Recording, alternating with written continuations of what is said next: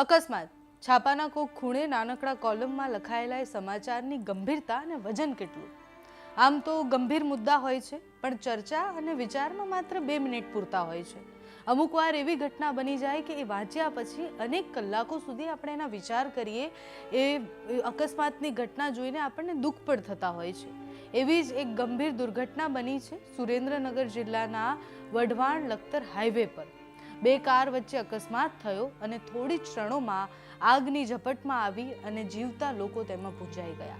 નમસ્કાર, આપની સાથે હું છું પાયલ.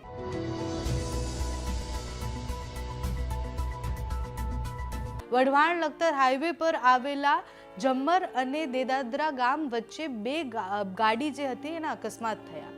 એક કાર રોડની સાઈડમાં જતી રહી અકસ્માત પછી તરત જ, અને પછી એમાં આગ લાગી ગઈ.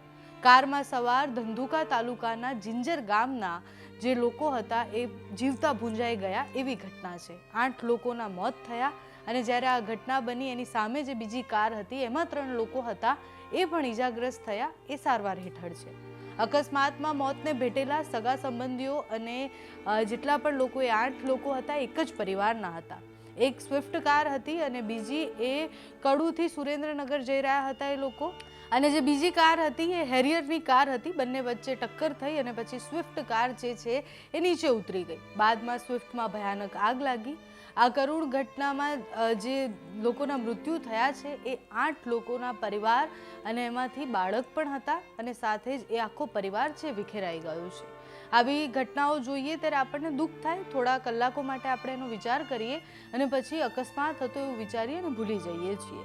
આમ આપણે જોઈએ તો અકસ્માતોની ઘટના એ બહુ જ ભયાનક છે. એક દિવસમાં થતા અકસ્માતના આંકડા જોઈએ, કોઈ મોટી દુર્ઘટનાના આંકડા જોઈએ, અને કોઈ યુદ્ધમાં લોકો મરતા હોય આંકડા જોઈએ તો એ બધા સરખા છે. એટલે તમે એક આખા દિવસ તમે જુઓ તો એક સાથે 10 અકસ્માતની ઘટનાઓ આવશે. એ 10 અકસ્માતની ઘટનાઓમાં ક્યાંક 10 લોકોના મૃત્યુ થયા છે, ક્યાંક 5 લોકોના મૃત્યુ થયા છે, ક્યાંક 2 લોકોના મૃત્યુ થયા છે. અકસ્માત જે છે એ એક સાથે યુદ્ધમાં જેટલા લોકો મરતા હોય એટલા બધા લોકો એમાં મૃત્યુ પામે છે, અને છતાં પણ એ ઘટનાઓ ટળતી નથી. એ ઘટનાઓ આપણે સતત એને વાગોડિયા કરીએ કે આ ઘટના પછી આવી ઘટના બની, એના પછી આવું થયું, પણ એમાં સુધાર લાવવા માટે આપણે કશું જ નથી કરી શકતા. ટ્રાફિકના નિયમોથી લઈને બીજા બહુ જ બધા નિયમો જે છે જે આપણે પાળતા જ નથી, અને એના કારણે મોટા ભાગે અકસ્માત થતા હોય છે, અને છતાં પણ આપણે એની ગંભીરતા નથી સમજી શકતા. એક નાનામાં નાની વાત આપણને સમજ નથી આવતી, અને ઘણી બધી વાર આપણી ભૂલના કારણે કે આપણી નાની ભૂલના કારણે અનેક લોકોના મૃત્યુ પણ થતા હોય છે, અને છતાં પણ આપણે સમજતા નથી. આ માત્ર એક આજનો કિસ્સો જ નથી. એક સાથે એક પરિવારના 8 લોકોના મૃત્યુ થાય એ ગંભીરતા આપણે સમજવી પડશે કે આજે એ 8 લોકો છે, કાલે આપણે પણ રસ્તા પર જઈએ છીએ, આપણે પણ એવી જ કોઈક ગાડીમાં જતા હશું, આપણે એવી જ કોઈક 2 વ્હીલરમાં જતા હશું. એ લોકો સાથે થયું છે, આપણી સાથે પણ થઈ શકે છે. એ ગંભીરતા આપણે રાખવી પડશે.